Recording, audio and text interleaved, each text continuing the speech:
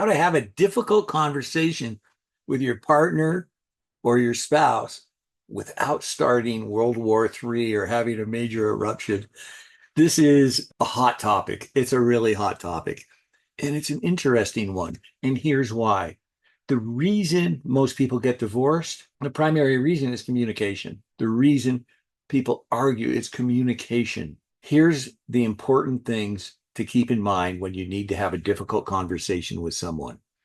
Number one, make an appointment or set a time to speak to them and let them know, I want to have a difficult conversation with you. When will be a good time to do it? I don't want to do it right now. But I do want you to understand that I want to have this conversation. That's the first thing you can do. The second thing you can do, and this is the most important, when people talk, listen to them. Here's the way we talk. We're always saying you. We're speaking outside of ourselves and we aren't taking ownership to what we say. Why are you angry? Well, when you say this and that, you're putting it outside of you. Stop putting it outside of you and take ownership. I have a client that had to have a meeting with his wife about finances, about her spending. Now, this is a touchy subject. So he said, I want to have a difficult conversation with you. Can we talk a little bit later today? So they sat down later, both prepared. And here's what he said. I'm having a lot of difficulty with finances and the flow of money in our marriage and our relationship. And I want to let you know how I feel about it and what's happening with me. And went on to explain what the trouble was, how it made him feel, why he felt that way, and then asked for suggestions of how they could improve it so he didn't feel that way. They were both spending money. The wife was too. When you look at all the particulars, we're spending too much money. This money's going, and then it gets into a screaming match. And it's just like, hey, I'm scared. Like the way the money's being spent reminds me of when I went broke 10 years ago. And the reason I went broke are the same reasons and the ways we're spending money now.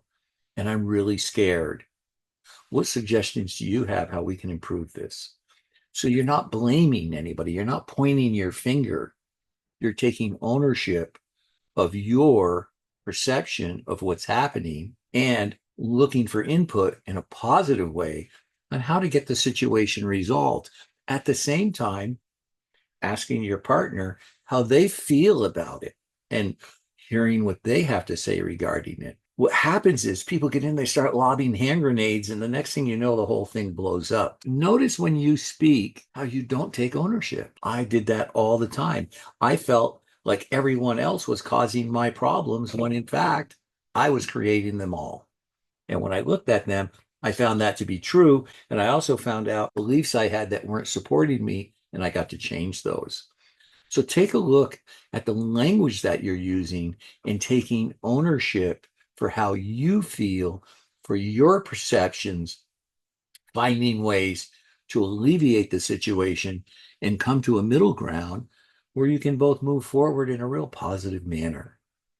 I hope this helps a little. This is a tricky situation. If you'd like more expertise help with this, I have a new masterclass called Peak Potential Blueprint. Really exciting. It's such a great program. It's all about your potential and how to really activate it. So I'm Bill Heinrich with True Life Purpose Now. I hope you have a great day.